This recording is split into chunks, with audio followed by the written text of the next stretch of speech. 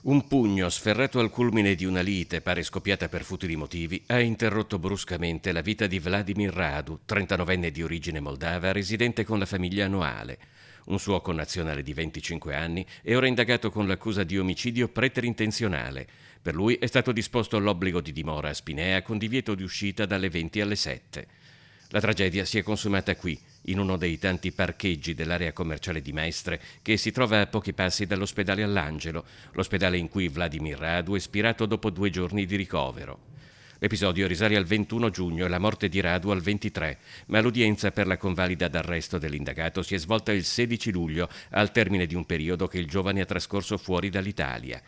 In questo parcheggio il figlio 14enne della vittima avrebbe iniziato un'animata discussione con il 25enne e è a questo punto che Radu sarebbe intervenuto per sedare gli animi. L'indagato avrebbe ammesso la propria responsabilità, spiegando però al GIP di aver reagito ad un'aggressione a sua volta subita.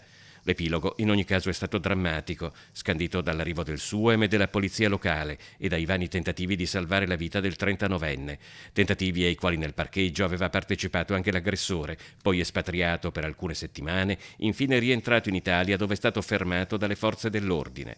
Ricostruire l'esatta dinamica dei fatti non dovrebbe essere difficile, non solo per le testimonianze, ma anche per le telecamere di videosorveglianza presenti nell'area.